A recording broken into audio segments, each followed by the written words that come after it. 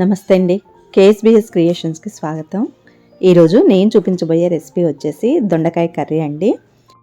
ఇలా చేసుకుంటే రుచి చాలా బాగుంటుంది, ఇంకా అన్నంలో కలుపుకోవడానికి కూడా చాలా బాగుంటుంది. దీనికోసం ముందుగా స్టవ్ పై కళాయి పెట్టి దాంట్లో కొద్దిగా ఆయిల్ వేసుకోవాలి. 1 స్పూన్ వేసుకుంటే సరిపోతుంది. దాంట్లో సన్నగా పొడవుగా తరిగిన ఉల్లిపాయలు, ఒక పెద్ద సైజు టమాటా, 4 పచ్చిమిరపకాయలు వేసుకొని ఉడికించుకోవాలి. మరీ ఎక్కువ అవసరం లేదండి, ఈ విధంగా ఉడికితే సరిపోతుంది. ఇప్పుడు స్టవ్ ఆఫ్ చేసుకొని దీన్ని పూర్తిగా చల్లారనివ్వాలి. తర్వాత స్టవ్ పై వేరొక కళాయి పెట్టుకొని దాంట్లో కొద్దిగా ఆయిల్ వేసుకోవాలి. ఈ కూర కొంచెం ఆయిల్ ఎక్కువే పడుతుందండి.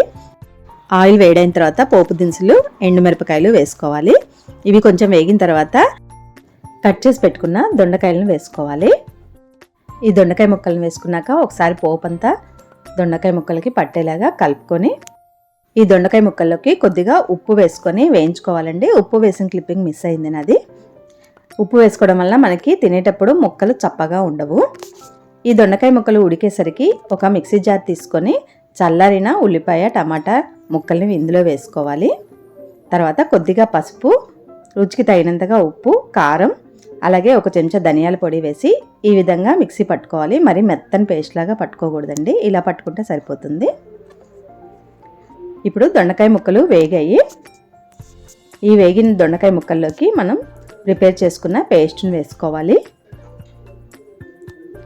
ఈ పేస్ట్ వేసుకొని ఒకసారి అంతా దొండకాయ ముక్కలకి పట్టేలాగా కలుపుకోవాలి. ఇలా మొత్తం ఒకసారి కలుపుకున్న తర్వాత మూత పెట్టి ఒక 2 నిమిషాల పాటు దీన్ని మగ్గించుకోవాలి.